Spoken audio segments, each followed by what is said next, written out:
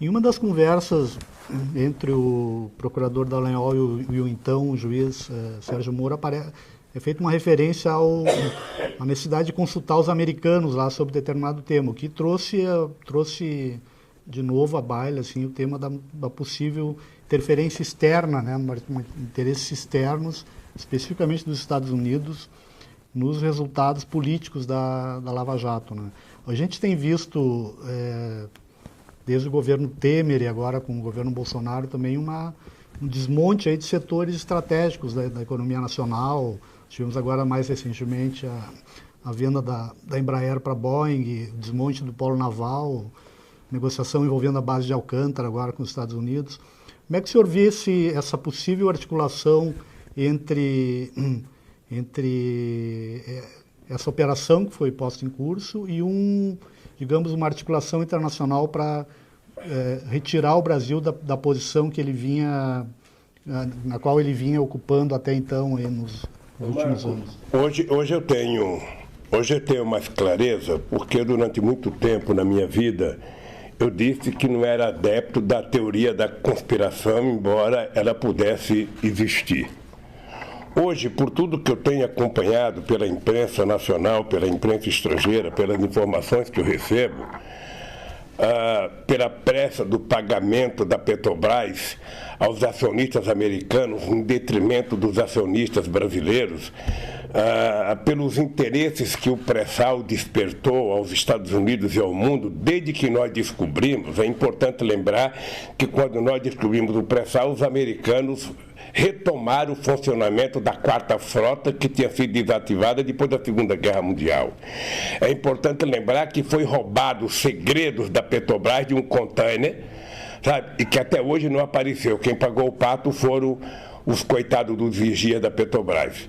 Então, hoje eu estou certo de que há interesse do Departamento de Justiça nos Estados Unidos em ajudar a desmontar esse país.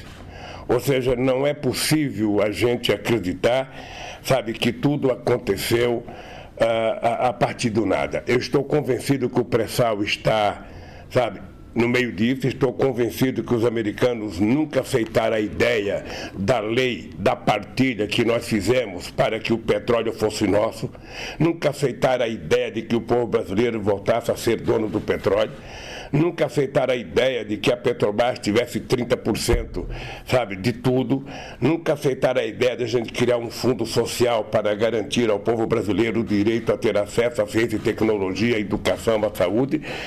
Então, temaram até, sabe, começar a desmontar a grande Petrobras, que é uma empresa patrimônio desse país, motivo de orgulho desse país. Em nome de combater a corrupção, destruir as empresas de engenharia brasileira, e certamente quem vai entrar no lugar delas não são nenhuma empresa da Guatemala, da Nicarágua, de El Salvador, da Bolívia. Certamente serão empresas ou americanas ou de outros países do mundo. Eu lembro, quando eu era presidente, quantas vezes os governantes queriam adentrar ao Brasil para competir com as nossas empresas. E, ao mesmo tempo, você fica assistindo uma política de governo que tem como objetivo não produzir nada novo, mas vender o que tem. Nesse momento, levantamento sendo feito sobre todas as empresas públicas, sobre todos os terrenos da União. Se o Exército Brasileiro não tomar cuidado, até os terrenos que eles fazem treinamento será vendido. Se depender do colo do Bolsonaro e dos filhos dele, o Exército vai treinar em videogame, sabe? Porque a ideia é vender tudo. A ideia é vender tudo. Já que eu não posso produzir, vou vender. É a única razão que se explica o Guedes na Fazenda. É a única razão, sabe? E nós estamos vendo o que está acontecendo no Brasil, um desmonte generalizado, sem perspectiva de geração de emprego, sem perspectiva de aumento de renda, sem perspectiva de manter a seguridade social, dando ao trabalhador brasileiro a tranquilidade na velhice. Então, é o Brasil voltando ao século XVIII. É o Brasil voltando a ser colônia. aqui, embora você não tenha a monarquia portuguesa mandando, você tem o imperador Trump dando ordens, sabe? E o nosso presidente batendo continência. Então isso me assusta. O que aconteceu com a Boeing não me agradou, porque comprar a Embraer é uma empresa, sabe, muito respeitada no mundo, era uma empresa que tinha disputava com a empresa com a Bombardier, a terceira empresa de avião do mundo, ou seja, nós éramos altamente competitivos em aviões de porte médio e aviões de executivos. De repente você inventa de vender, para quê? Porque a Boeing tinha comprado, a empresa francesa tinha comprado a Bombardier, então a Boeing teve que comprar a Embraer, sabe, para se equiparar, e nós ficamos sem uma empresa de engenharia, sabe, do porte da Embraer. É lamentável, é lamentável. Daqui a pouco nem o caça vai ser mais brasileiro, o caça, o C-90, que estava sendo produzido pela Embraer. Então é lamentável, porque isso significa que você está abrindo mão da soberania de um país. A soberania de um país é uma coisa sagrada, que nenhum país abre mão. Os americanos não abrem mão da sua soberania, a Rússia não abre mão, a China não abre mão, mas o Brasil está abrindo. Abrindo mão da soberania significa abrir mão do controle das suas fronteiras, significa abrir mão do controle da ciência e tecnologia, significa abrir mão do controle das nossas florestas, da nossa fauna, da nossa biodiversidade, da nossa água, das nossas riquezas, sabe, no solo e no subsolo. Significa você abrir mão, inclusive, da proteção de uma nação de 210 milhões de habitantes. Abrir mão da soberania é isso, e é o que está acontecendo com o Brasil. Agora mesmo, você deve estar acompanhando, houve um acordo,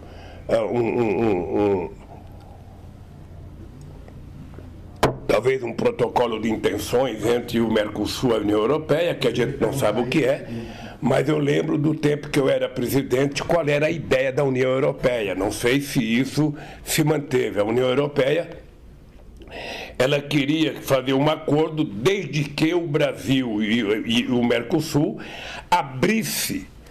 arreganhasse as pernas para todos os produtos de alto valor tecnológico, de alto valor agregado, produtos industrializados, para que eles entrassem aqui sem pagar nada. Isso significava quebrar a nossa indústria, significava impedir que países como a Argentina pudessem se reindustrializar e prometiam importar produtos agrícolas brasileiros. Peguei uma gripe essa semana, eu também estou na mesma situação. Bem, então o que acontece? A gente não sabe, eu não conheço o acordo, não sei o que está escrito lá, mas veja, não é fácil. A gente não tem muito o que exportar para lá.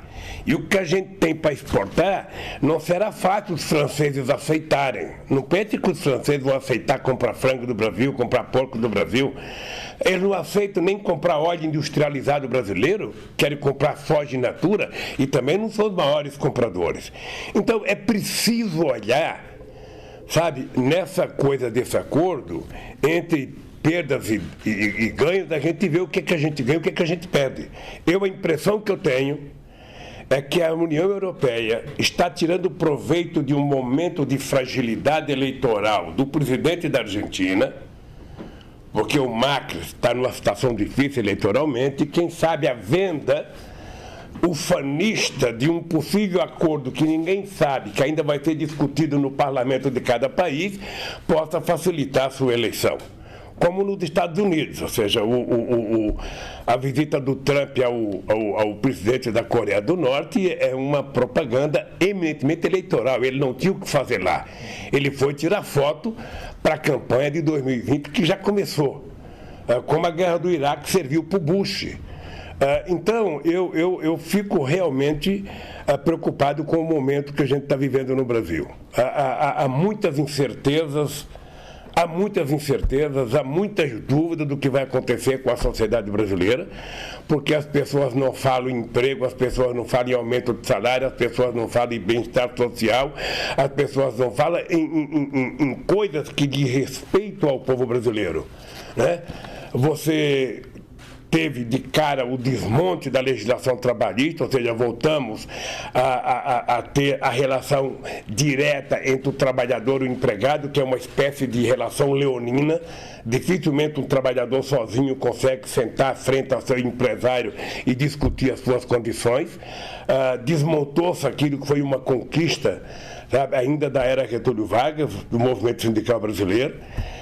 Agora desmonta a Previdência Social, inventando a tal da capitalização para que o cidadão, por conta própria, sem participação do empresariado, sem participação do Estado, sabe, mantenha a sua aposentadoria.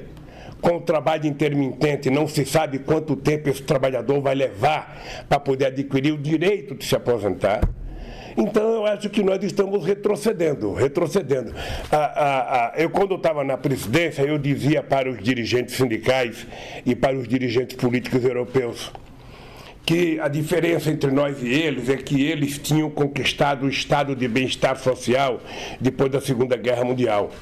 E eles estavam lutando, sabe, enquanto a gente lutava para tentar chegar ao padrão salarial, ao padrão de saúde, ao padrão educacional, ao padrão da qualidade de moradia e de transporte que eles tinham alcançado nos anos 60, nos anos 70, nos anos 80, enquanto a gente brigava para tentar chegar lá, eles estavam começando a perder. E hoje o que nós estamos assistindo? Nesses últimos 30 anos houve uma concentração de riqueza na mão, sabe, dos mais ricos lá. Houve uma perda de poder aquisitivo do povo trabalhador, e aqui no Brasil, não só nós não chegamos lá, como já começamos a perder. O salário cai, a renda cai, e o povo está vivendo pior, comendo pior, morando pior, e com menos perspectiva. Então, eu acho que é difícil uma nação sobreviver se ela não tiver esperança, se ela não acreditar, e esse governo efetivamente não passa esperança para ninguém. É muito difícil você imaginar, sabe, que o povo trabalhador possa ter algum sonho nesse governo Bolsonaro. Nesse tema ainda, chama atenção, o senhor fez uma referência ali antes, que o Exército deveria tomar cuidado com o que está acontecendo, senão vai ter que treinar com um videogame. Né? Chama atenção o posicionamento dos militares brasileiros a favor desse processo de entrega aí de setores estratégicos da economia nacional. A gente lembrar que mesmo no período da ditadura, né, os militares tiveram políticas mesmo de enfrentamento com o interesse dos Estados Unidos, como foi o acordo militar com a Alemanha, tinha uma política externa de alinhamento com países africanos recém-independizados. Houve uma mudança, digamos, drástica, qualitativa no posicionamento dos militares em relação a um projeto de nação, na sua opinião? Uma das coisas que o mundo inteiro respeitava o Brasil era pelo fato de, durante o golpe militar brasileiro, os militares não terem desmontado a indústria brasileira. Pelo contrário, fortaleceram alguns setores da industrialização brasileira. Criaram, por exemplo, programas importantes como o do etanol, em função da crise do petróleo. Bem, o que nós estamos vendo agora, não sei se é uma posição do conjunto das Forças Armadas, do Estado-Maior, mas pelo menos de alguns militares que falam pelo governo Bolsonaro, é de total desinteresse pela soberania nacional e de total, sabe, disposição de vender tudo. Ou seja, eu até disse outro dia numa entrevista que, sabe, um militar que não defenda a soberania nacional, que não é um nacionalista, ele nem deveria chegar a general, porque a obrigação das Forças Armadas é de proteger os interesses do país, é de proteger o povo contra inimigos externos. Ora, e a entrada totalmente desregulamentada do capital para explorar as riquezas brasileiras na verdade, você abrir mão da sua soberania. Eu acho que isso é muito delicado e acho engraçado porque, embora o Bolsonaro bata continência para o Trump, ele vem na contramão do Trump, né? O Trump é um direitista que utilizou como discurso o fortalecimento do Estado Nacional. sabe? Resolveu comprar a briga com a China, dizendo que era preciso gerar emprego nos Estados Unidos. O Bolsonaro faz exatamente ao contrário, ou seja, ele está desmontando o Brasil, desmontando a possibilidade de gerar emprego nesse país, a troco não sei do que. Eu não consigo entender, Marcos, a obsessão desta reforma para juntar 1 trilhão. O que eles querem fazer com 1 trilhão? Reforma da Previdência, no caso. Tirar 1 trilhão dos pobres para fazer a reforma da Previdência, para dar esse trilhão para quem? Ora, porque não é para o pobre, que o pobre vai começar a pagar sua própria aposentadoria. Então, essa obsessão é que me deixa perplexo, porque um governo, para discutir uma reforma na Previdência, ele discute no momento em que a economia está razoável. Sabe, discute no momento em que a economia está crescendo, que você está gerando emprego. Por que até 2014 a Previdência era superavitária? Sabe por quê? Porque nós tínhamos criado 22 milhões de empregos formais. Porque nós tínhamos legalizado 6 milhões de empreendedores individuais. Então, quando as pessoas estão trabalhando, quando as pessoas estão construindo, a Previdência é superavitária. Agora, quando você tem 13 milhões de desempregados, mais 28 milhões ou 30 milhões de subempregos, pessoas trabalhando de bico, obviamente que a Previdência tem um rombo muito grande. Então, como é que vai resolver isso? Fazendo a economia crescer, gerando emprego, pagando salário, distribuindo renda e cobrando corretamente a Previdência Social. Que de tempos em tempos você tem que ter reforma na Previdência, ajudar, sabe, a Previdência, a realidade, a longevidade das pessoas. Então, você pode fazer isso, mas você faz de comum acordo com a sociedade, você discute com os sindicatos, você discute, sabe? Por que os empresários vão deixar de contribuir? Por que eles vão deixar de contribuir? Por que o Estado vai deixar de contribuir? Quando a Previdência tinha dinheiro, utilizaram para construir a Transamazônica, utilizaram para construir a ponte Rio-Niterói, né? Sem prestar contas ao trabalhador. Então, eu só posso dizer uma coisa, Marcos, o que está acontecendo no Brasil é muito estranho. Acho que não é apenas o Brasil que está passando por uma metamorfose, sabe, doentia, gente de extrema direita, gente sem nenhum bom senso, gente com muito ódio, sabe? E a questão social não aparece em lugar nenhum.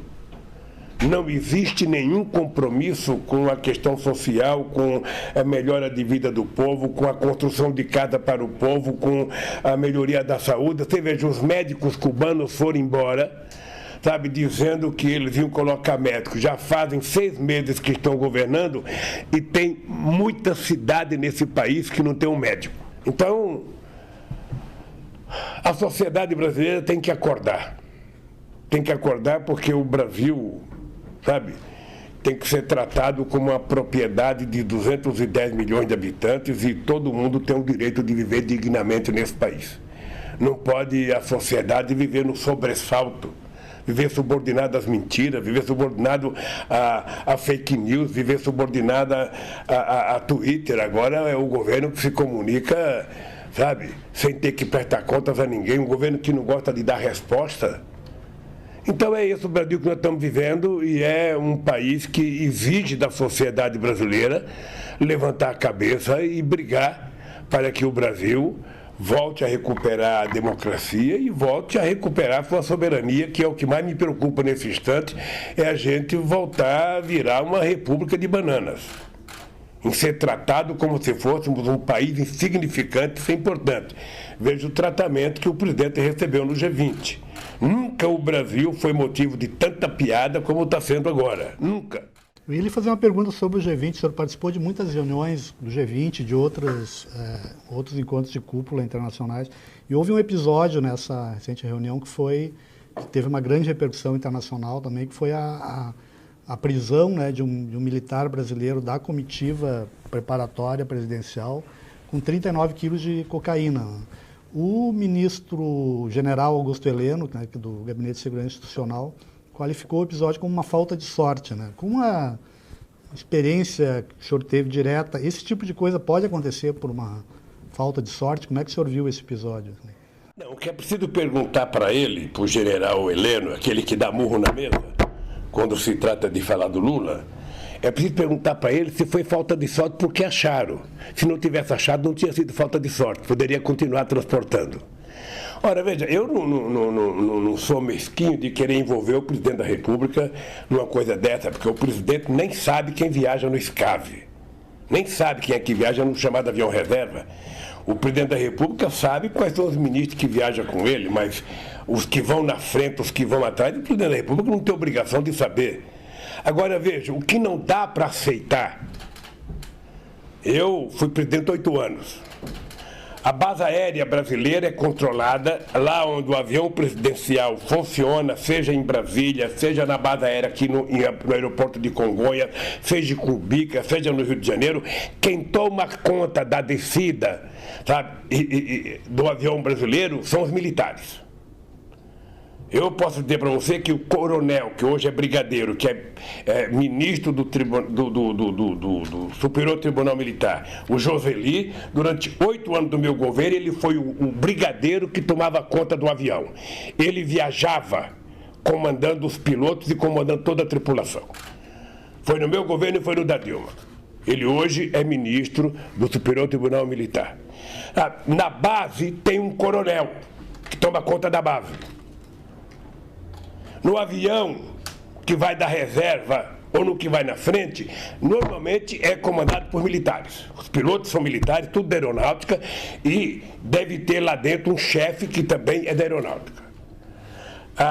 As malas para entrar no avião presidencial, você tem 2 salas. Você tem uma sala cerimonial, que é a sala onde entra o presidente da República, que normalmente aquela sala só entra o presidente da República e a sua mulher.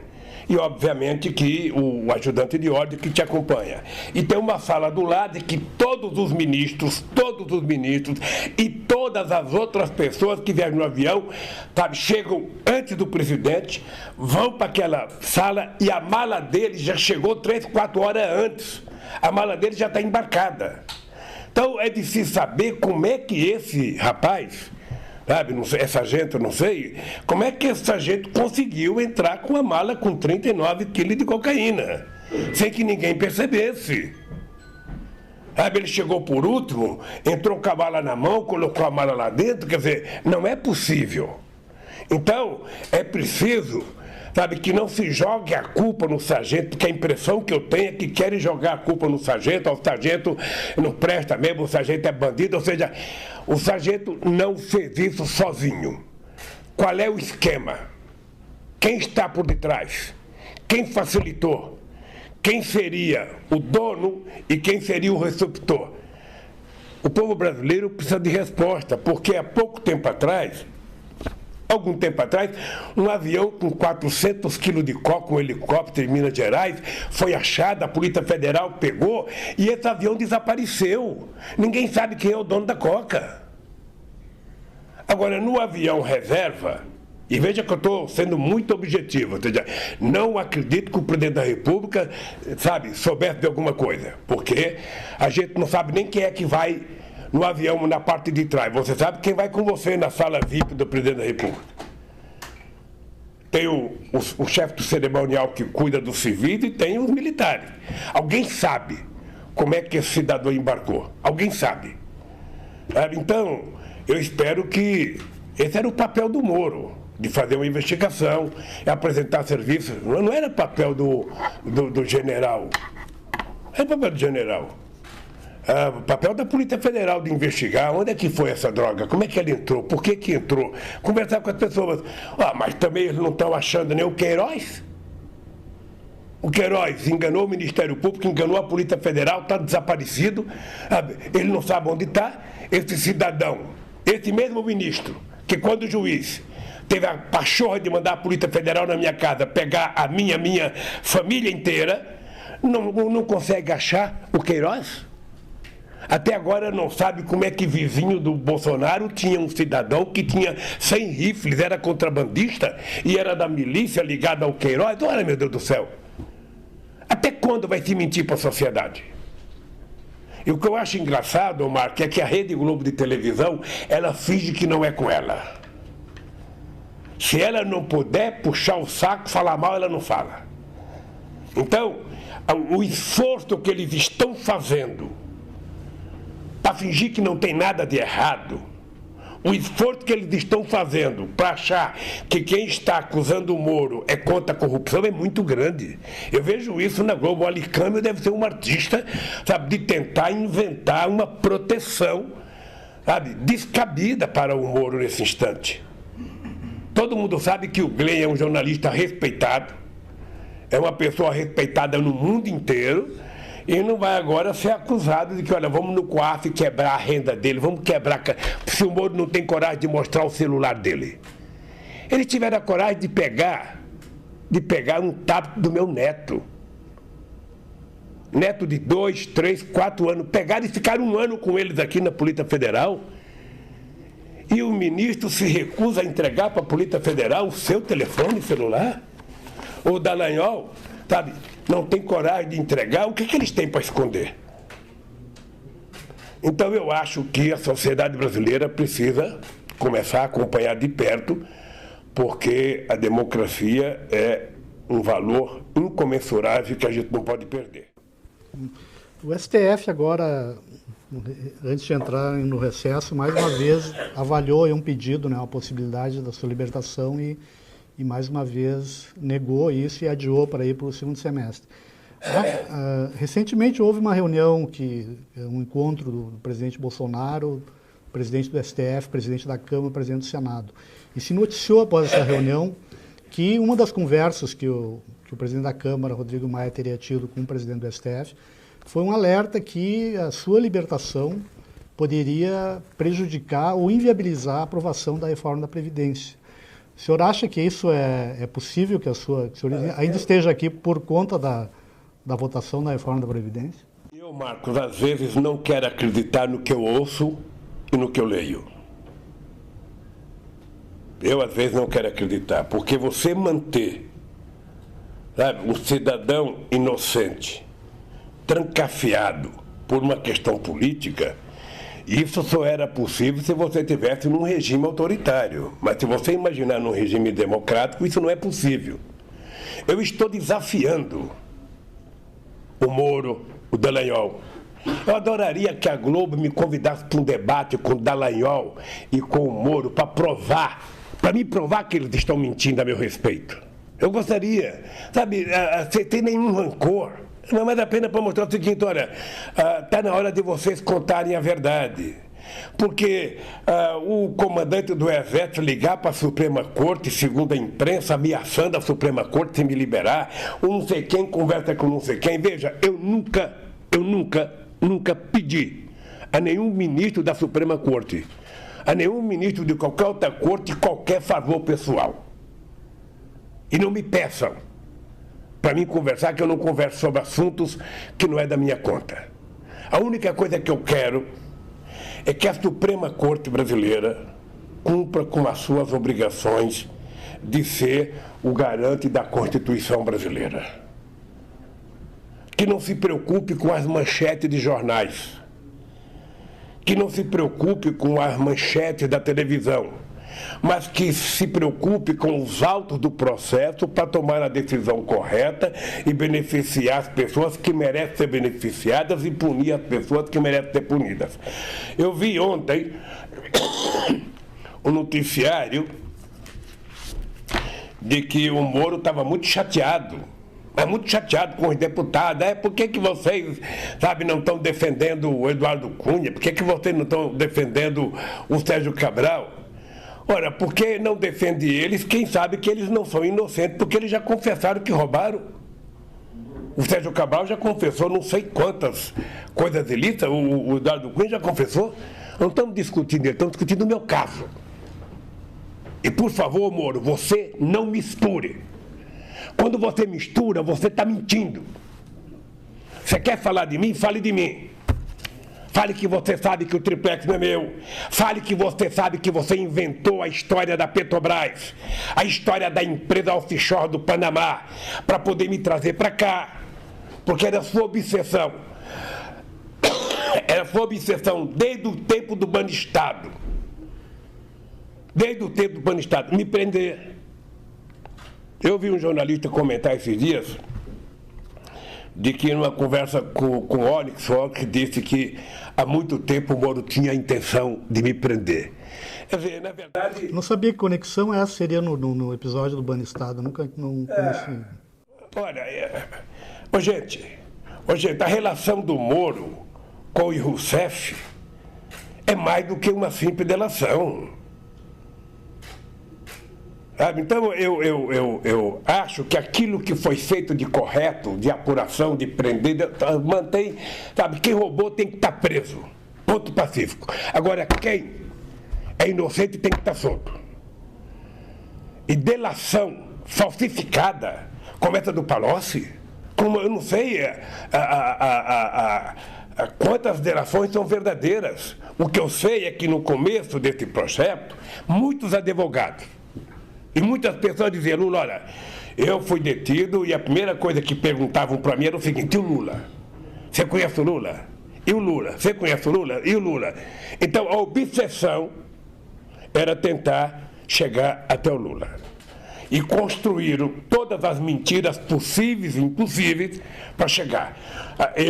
A Polícia Federal contava mentira no inquérito, o promotor contava mentira na acusação, o Moro aceitava a mentira, o TRF4 aceitava a mentira e a Globo transformava aquilo em verdade. Ou seja, que era a ideia que eu nunca concordei de que para você apurar corrupção você tem que queimar a pessoa perante a opinião pública. Primeiro você diz que ele é ladrão na imprensa. Quando você disser que ele é ladrão na imprensa, não tem mais como absolver. Ele será condenado pela opinião pública. E a minha briga nesse momento, aos 73 anos de idade, com 50 anos de vida política, é provar que se pegar, eu já falei uma vez, eu vou repetir, se pegar o Moro, Dallagnol, TRF4 e todos aqueles que estão me condenando, colocar no ventilador, no liquidificador e bater, o que sair como resultado não é honesto como Lula. Então, a única coisa que eu posso falar para a sociedade brasileira é isso. É isso. Eu estou afirmando que o Moro está mentindo. Estou afirmando que o Dallagnol está mentindo. Se acertaram no caso, óbvio, ótimo. Se condenar alguém corretamente, ótimo. Mas não mintam a meu respeito. Não venham me dizer que eu sou contra a Lava Jato, não. Eu sou contra transformar uma operação de investigação numa ação política. E foi o que vocês fizeram com relação a mim. E a Globo sabe do que eu estou falando. Aliás, eu acho que quem não quer que eu saia daqui nunca é a Globo. Por quê? Porque a Globo poderia vir fazer uma entrevista. Como você está me entrevistando, ela poderia mandar o Bial, transmitido ao vivo. Sabe, com a Globo eu não faço gravando. Com a Globo, como eu não confio, tem que ser ao vivo. Mandar o Willy Bonner, aqui no Jornal Nacional. Sabe, quando eu fui eleito, eles não me fizeram ao vivo, agora eu vinha sentar aí e fazer 20 minutos de pergunta.